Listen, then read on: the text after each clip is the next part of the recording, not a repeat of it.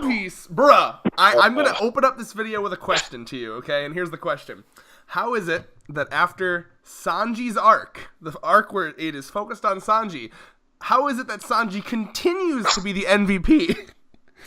So Continues. I'm gonna have to be honest with you here, Red, and Bro, to all if the you're about viewers. to diss Sanji, I'm gonna fucking yeet you out of a window. It's a life thing. I have had some alcohol, but I'm not completely That's drunk. okay, because I can't tell you're drunk, and if I can't tell you're drunk, it's all right because I hate drunk people. I'm a little bit, That might make the video better. So, on that note, this chapter. No, are you going to respond to my question? That was a real question, Thurman. Do you or do you not agree that Sanji Hold on. I'm gonna. all right.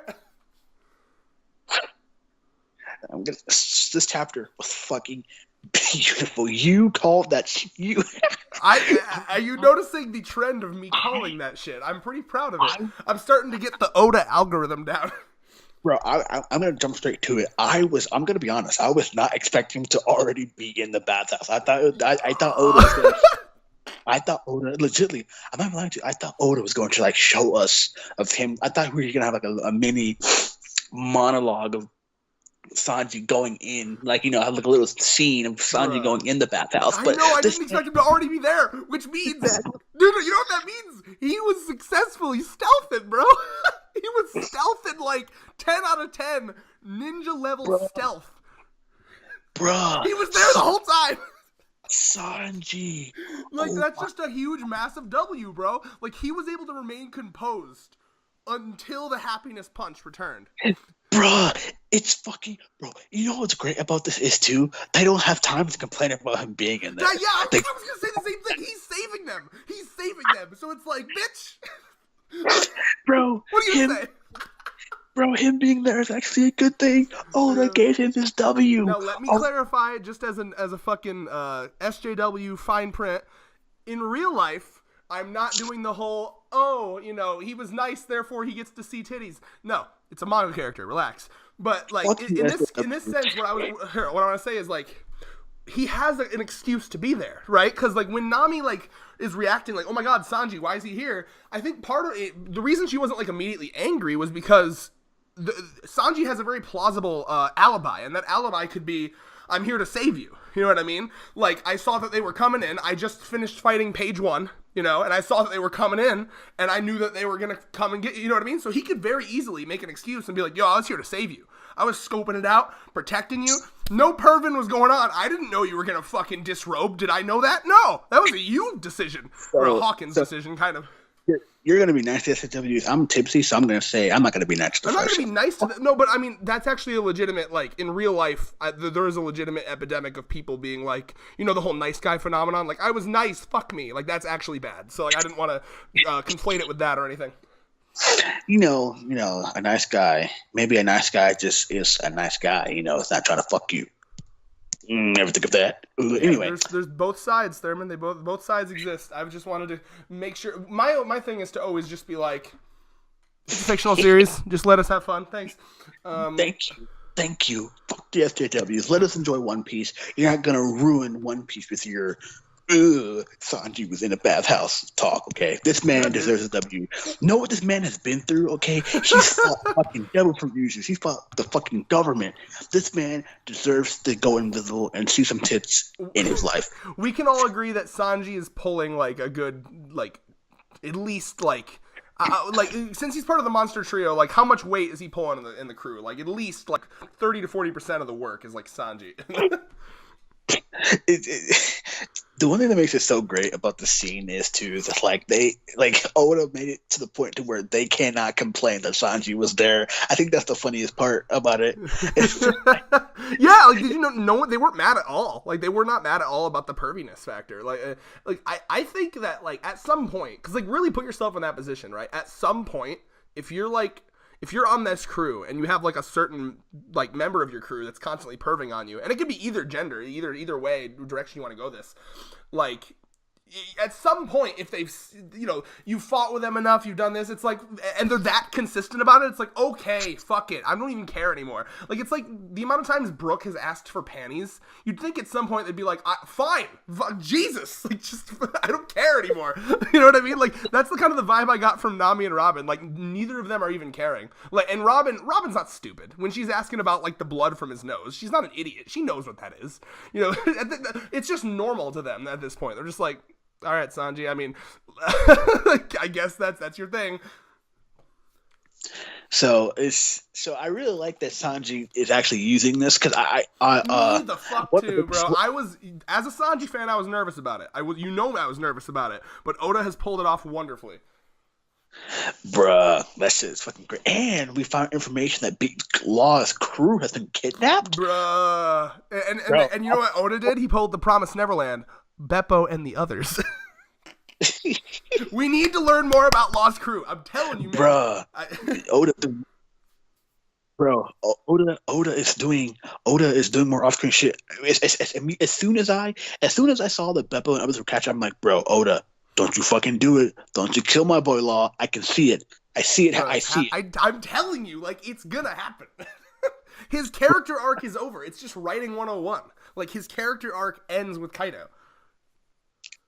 Like, it's like it'd be like if the story continued after Luffy got the One Piece, bro. Like, it doesn't make sense. Like, Law's personal story ends after Kaido. Oh my god, it's gonna happen, bro, and I'm gonna fucking enjoy. I'm gonna enjoy your rage. We'll do a whole video on it. Well, I'll get you on a solo video of just like, all right, Thurman, just rant. Bro, I am going to be upset. So anyway, I have another question before we move on from the bathhouse scene. Can we just confirm that in the world of One Piece, in Oda's world, the most powerful weapon, stronger than Pluton, stronger than Uranus, stronger than, Whitebeard at his max, the strongest weapon in One Piece is a naked female body? Bro. Because fucking X-Drake walks in. Like, we can't just, it used to be a joke where it's like, okay, Sanji's like so soft core, right? Like, no real life man is gonna walk into a bathhouse and be like, oh, I physically can't move because of this boner. Like, you know what I mean? So I always took that as like that's just a Sanji thing. He's so obsessed with women that that's just his thing. But X-Drake, a relatively normal dude, walks in and like, oh god. I'm like, are you kidding me? Bro, X-Drake fucking should have told me we get the woman's body. He's like, no, Hawkins is like the only sane one. Hawkins is like, oh my god, these fucking men. These men have never seen a woman a day in their lives. All that masculinity. Why is every Oda character like high key a virgin? Bro, Oda, man. Oda is basically saying that, you know, in those hentais that, like, in those like fucking NTR hentais that make it seem like sex is everything. Like, you can control anyone with anything with sex, right? Well, I think my favorite line from one of those NTR hentais is, it's something like, if every woman felt this, they would all become big cock freaks or something. Like, if you have a big enough cock, you can control any woman, according to those NTR hentais.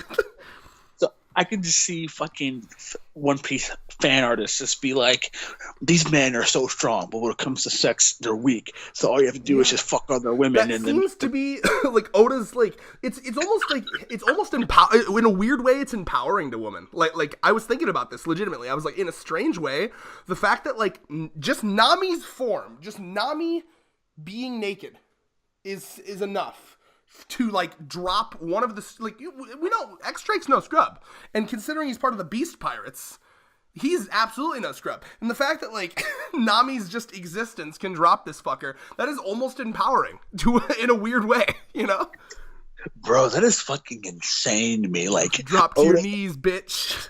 Oda is saying every guy is strong until he meets that strong woman, and then fucking fuck. Bruh. Every guy is strong until he sees a pair of titties.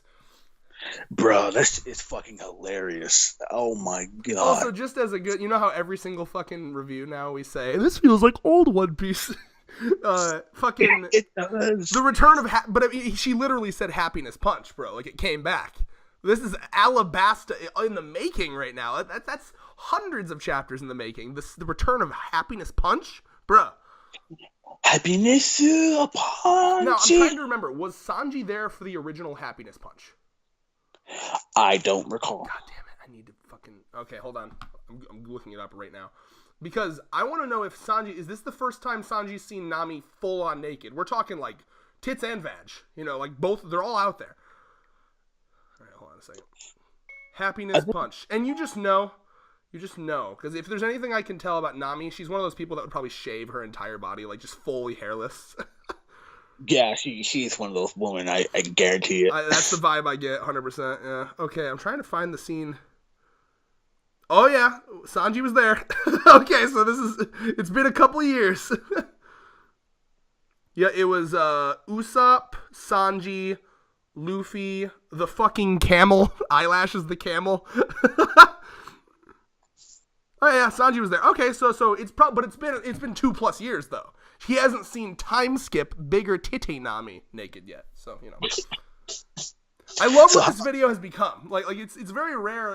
One Piece hasn't had a pervy moment in a while. It's a long time coming that we have the first 10 minutes of a video just purely be about perverted shit. As Oda would want. Oda Sensei, Oda Sama descended from the heavens and was like, "Enjoy the titties, my friends." So with this specific situation, right? Does he? I'm trying to remember. How old is Nami? She's like in her 20s, right? I'll check. After the time skip, I probably like just hitting 20. I would guess. Because how old is Sanji? Hold up. God damn it! I hate that. Okay, apparently the National Alliance on Mental Illness is the first thing that comes up when you search Nami. God damn it! God damn it! Fucking organization genuinely trying to help people. I'm looking for anime titties. Nami is exactly 20. Yep, she was 18 at the beginning of the story, and now she's 20. And Sanji, God damn it! Have you ever noticed how wikis are just awful with pop-ups?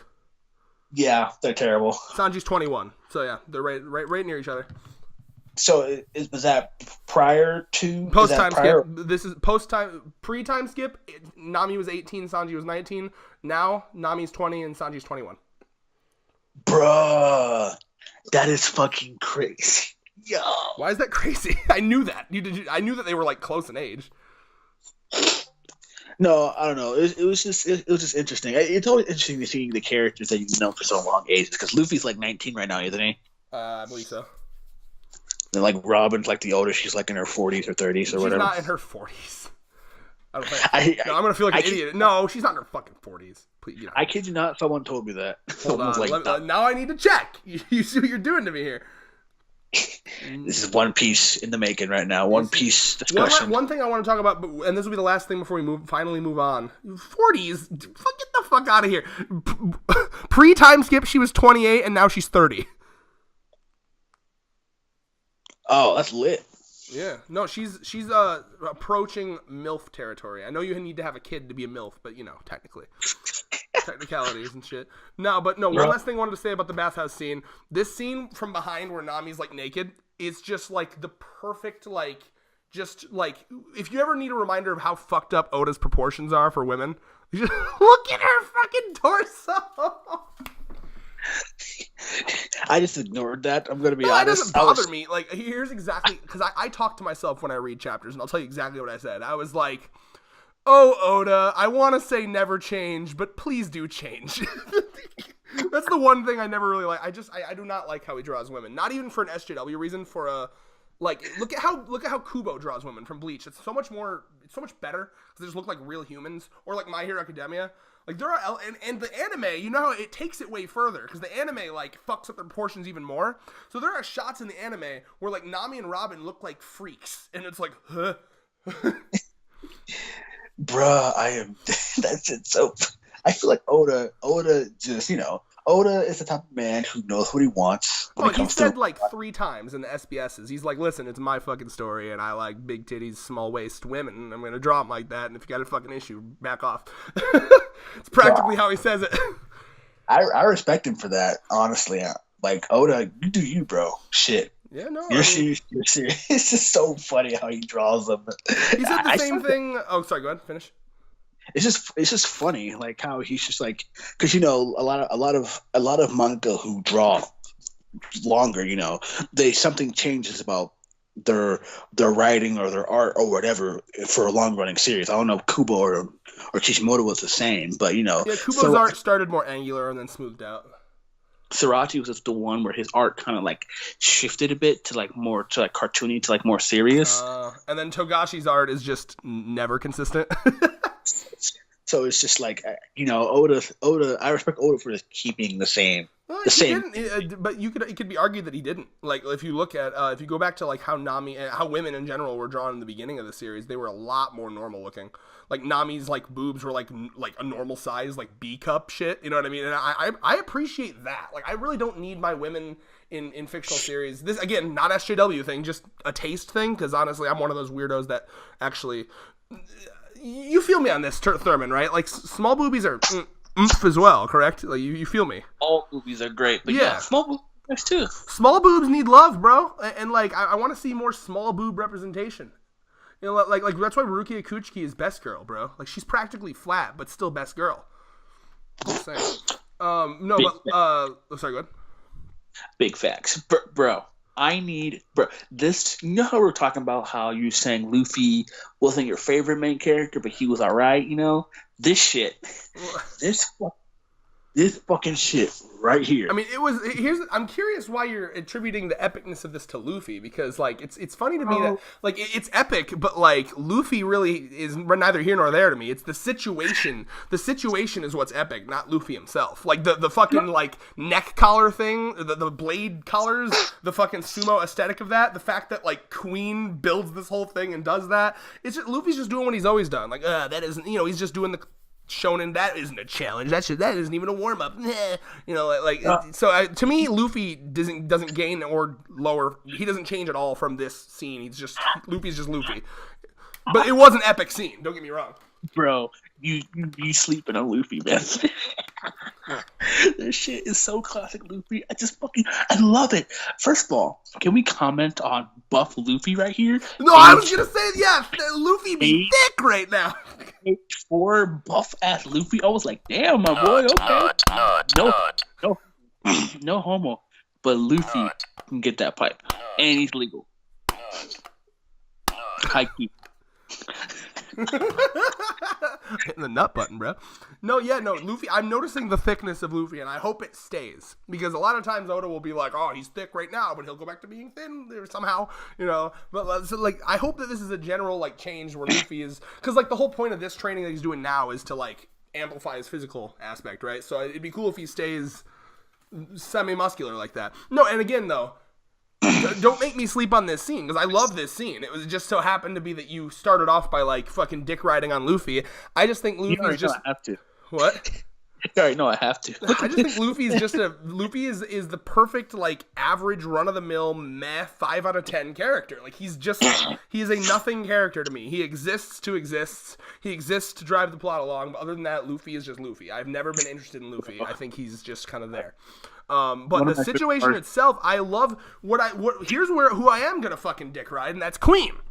Because Queen, I appreciate this about him. He's not a man, he's like, okay, we gotta kill you, but let's do it in a fun way. Like, I love that. Like, all right, listen, we're gonna fucking pull a celestial dragon here, and I like that Luffy brought that up. It's like, oh, it's like the celestial dragon bomb collars, but they're fucking blades. So I love that Queen comes up and he's like, listen, we're gonna do this thing, and I'm just going to keep sending people at you to try to push you out of this ring. The second you're out of the ring, it's going to slice your head off. But at any time, you can be like, all right, I'll join the Beast Pirates. I love how desperately Kaido wants Luffy and his crew. Like, you can tell he really does. Yo, I was like, oh, Red called this shit again. This man wants him on his crew. Yes. So badly. I'm so proud of it. Fuck it. I need to put a compilation together of all the shit I've called. Bro, you sleeping on Luffy, man, but this shit's fucking funny. First of all, sleeping on him in what regard? His character or his strength? Because I acknowledge the strength aspect. I'm sorry. I just love the scene. It's just like, hey, my cups are off. Hey, you're not actually that bad. No, that was fucking funny. That was funny. No, I legitimately love that scene. Yeah, no, you're right. Thank you for reminding me of that scene, because he's just like, he's sitting here like, fuck you, Queen. You know, you're the villain. And it's like, all right, He takes his cuffs off. Oh, wow, I guess you're not that bad of a guy. Literally, this fucker has the memory of a goldfish. Like, he just went through this whole explanation of, like, I'm putting this blade collar on you now. Queen's like, don't forget about the collar, bro. That shit had me crying, and he's just like, okay, so if I beat you, will you let us escape? Like, Balloon man. Luffy is so fucking pure. Like, this man is protect status until he decides to find out to live for Nami. This man is protect. Until he goes through puberty at the age of like 35 and is like, Nami, I've decided I want to fuck you. Big facts. Can we put Raizo in there too? He's like, what? I told that word to find it wasn't even the right key. Boa Hancock happens to be sailing up to the fucking island that Luffy's staying at as Pirate King, and he's just like, she just sees him in the distance, like Nami bent over a wall, just like. Bruh. Boa Hancock takes the suicide capsule.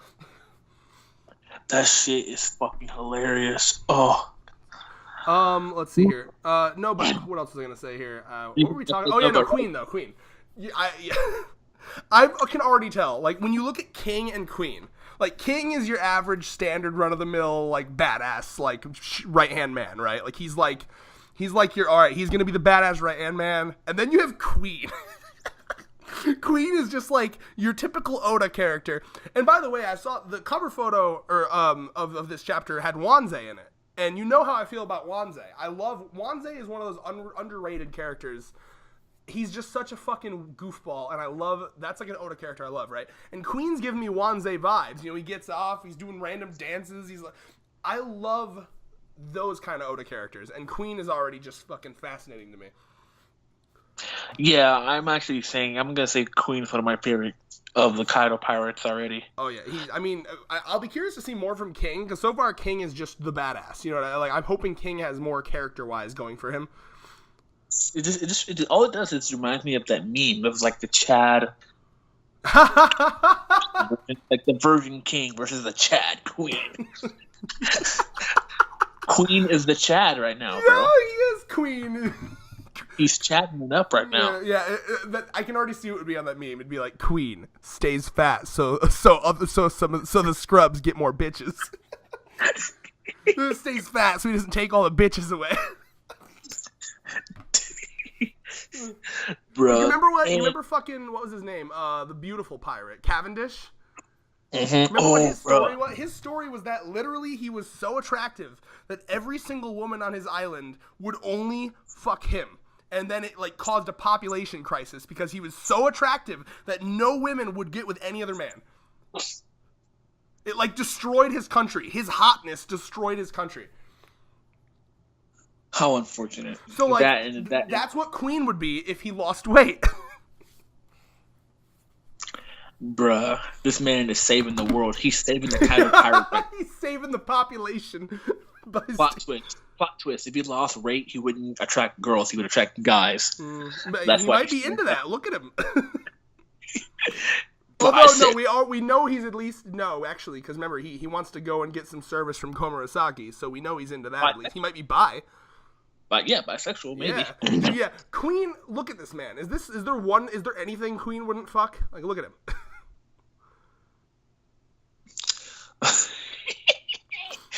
God, it's just greatness. This is a perfect One Piece chapter. And by the way, one of the funniest in months.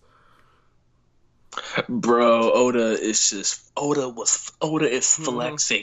I would be surprised if any other jumped chapter this week surpasses One Piece. Like, well, as we film this, My Hero just came out, and I'm totally down to review it tonight because I'm not tired at all.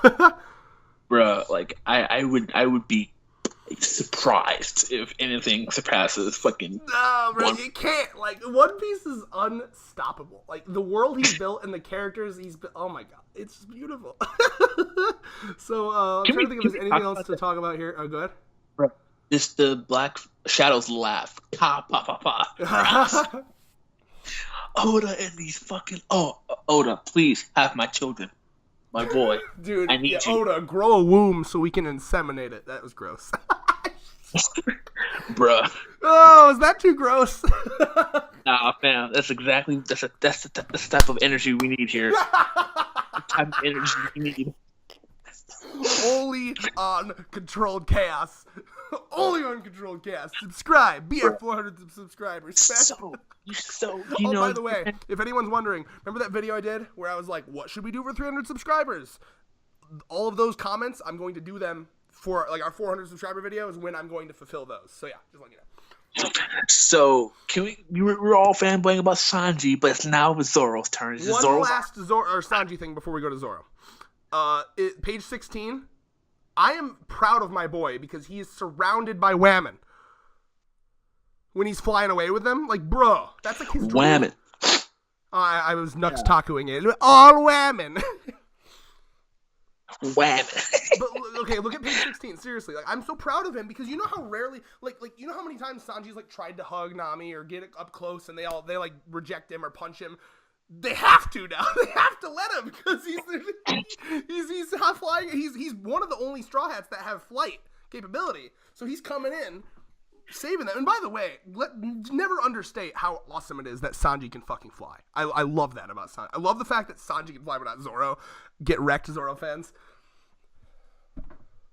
Yeah. Oh my god. Zoro and Sanji need to fight again now that Sanji has Stealth Black. Oh, it's an augment for him, bro. Sanji might be on Zoro level now. We'll have to see. Oh my god. Either way though, so I'm just very proud. I'm very proud. I'm just so proud of Sanji. He's just surrounded by this has been a phenomenal arc for him. Can you imagine? Like, he just went through all that shit with his family. And he's like, oh man, that was really emotionally charged. And then immediately in this arc, he's fucking, he gets his dream of invisibility. He sees Nami fully naked, was something he's wanted to do for like years. And now he's just flying away, honeys in hand. Like, Sanji's just W's all day, every day. Gotta give the man props. He's doing what he's doing. He's living his dream. He's living his life right now. Like, he's probably thinking back to when he almost said no to joining the Straw Hats, and he was like, "I'm so glad I said yes."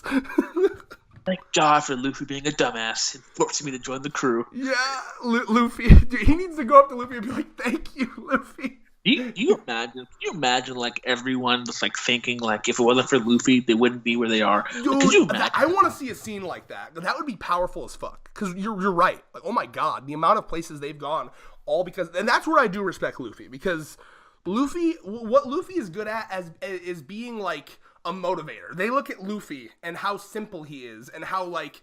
He's like, he was coming out like, yeah, I'm going to be the Pirate King, which is insane. That'd be like me saying, like, yep, I'm going to be president one day. Or, yep, I'm going to, that's basically, I'm going to be president one day. Or I'm going to be a rock star, a celebrity, something fucking nuts. But even nutser than that.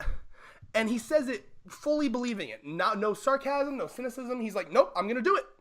I don't care. I'm going to do it. And like, they see that.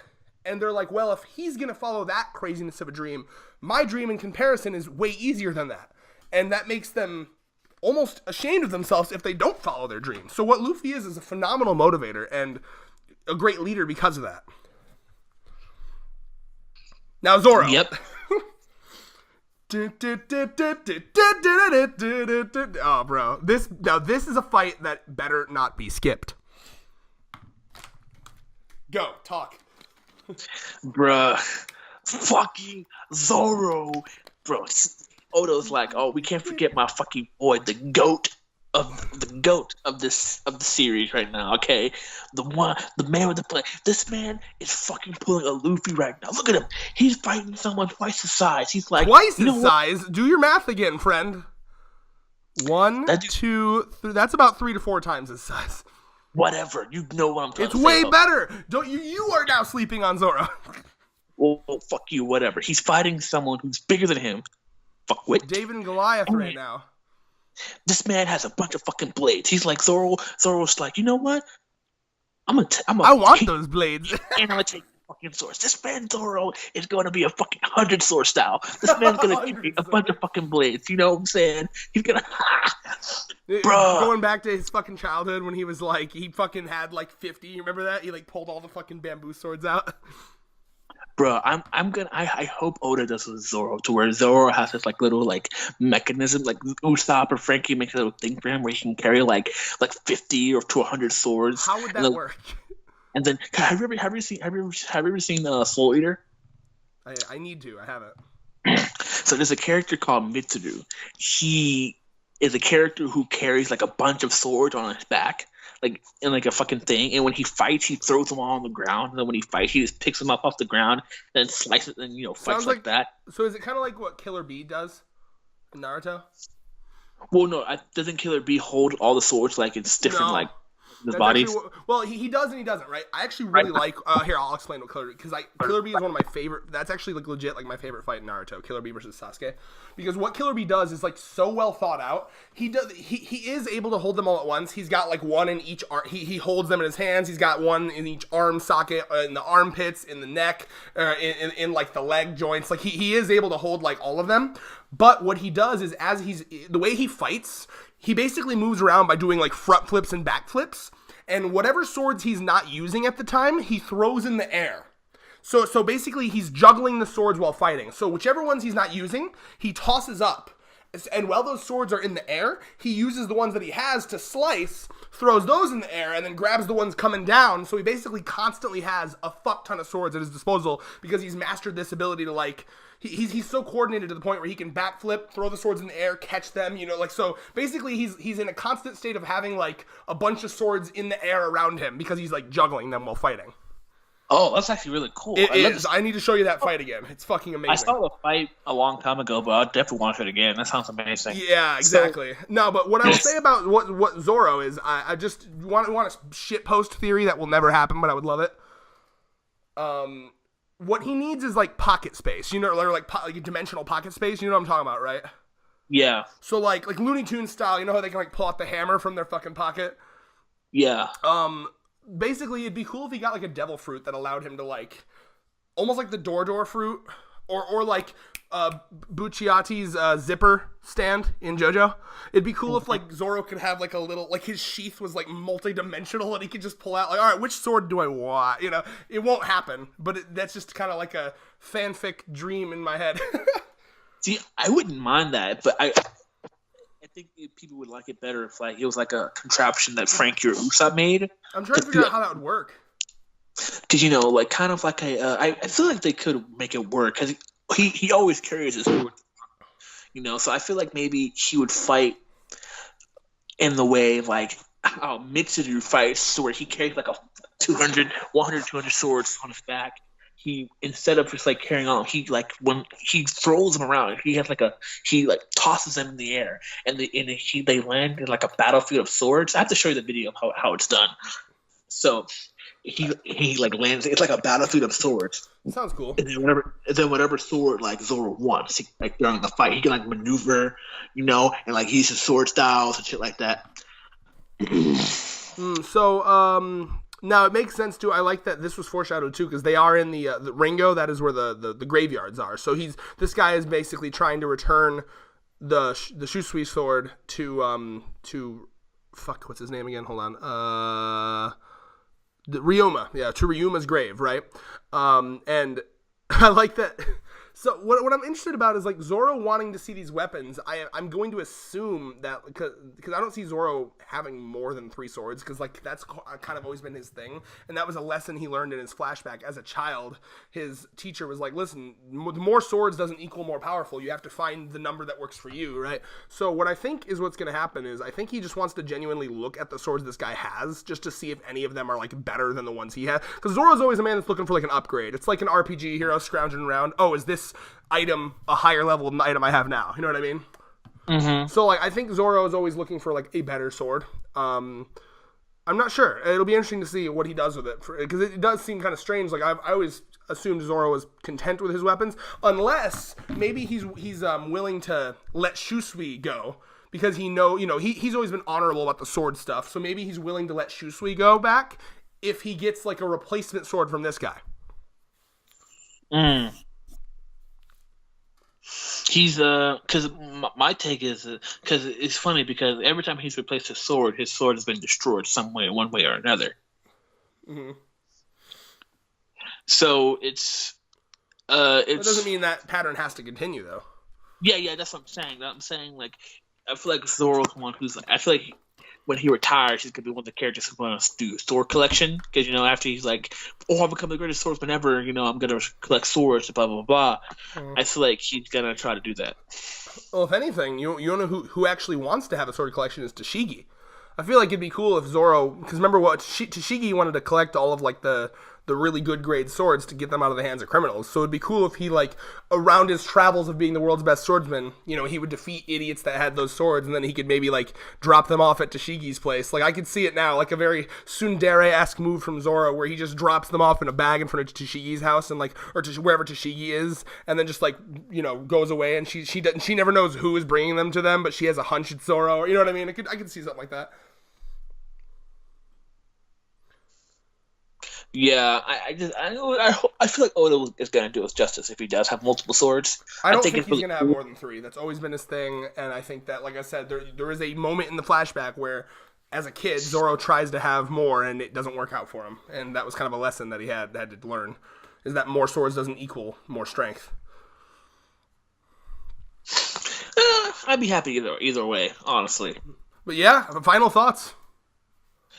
Ugh, great chapter. I was expecting after this great chapter, Oda's gonna be like, all right, fuck you guys, I'm taking a break. But no, man. No, yeah. Dude, this is one of those chapters, so much happened. Like, I cannot believe how much shit happened. But you're right about the amount of shit still being off-screen is concerning. And I am interested about them trying to draw out law. Oh, and there's one more thing we need to talk about, too. I'm glad I didn't forget this. Hawkins is aware of the crescent moon tattoo on the ankle. Mm-hmm. Which is concerning for their plan. Yeah, I was like, tattoo on their ankle, really? Wow. You don't remember that? That's been shown multiple times. No, I remember. I'm just like, wow, that's fucking great. I didn't know they were actually going to try to use that shit. Yeah, well, because anyone that has that mark, it's kind of like a way to show other people that they're still believers in Odin. But now it's interesting how Hawkins. It's interesting. It seems to be Hawkins specifically that knows. So I wonder, because Hawkins, out of all of them, I still get the vibe that Hawkins is gonna not fully be with Kaido. So I'm curious if Hawkins, like, one, how he knows this information, and two, because I could see many ways, right? Like, remember we saw Kyoshiro pull out the symbol from Komurasaki's, like, robe. So maybe Kyoshiro told them, like, hey, look for people with this symbol. You know what I mean? But at the same time, something's up with Kyoshiro as well. Like, I don't fully trust the fact that I don't fully think Kyoshiro is fully evil either. So it's going to be interesting. Yeah, man. Only time will tell. Next week. And last thing, I know I've said this a lot, but, like, characters I love, I want to cosplay. And I wasn't too sure until now, but I think now it's official. I really want to cosplay Stealth Black Sanji.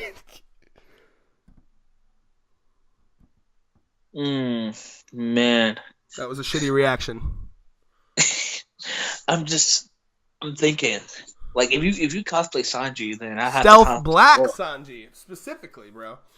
I'm gonna grow my hair out, get it all whacked. My mother's a hairstylist, bro. I'm gonna get my hair all nuts. Like, I got a grandma that could help me sew all the shit. Get a 3 on the black cape. Oh my god, I want it, bro. If you cosplay Sanji, I have to cosplay Zoro. That shit's fucking phenomenal. You heard it here first, ladies and gentlemen. Well, here's the thing. The beauty of a 3-day pass is that we can do multiple things, right? So I still want to do Reagan and Black Mob, as you put it. Not me. I'm not being racist, Steve. Bruh, I'm dead. Bro, so one day Reagan and Mob, the other day Stealth Black, Sanji, and Zoro. And with that, ladies and gentlemen,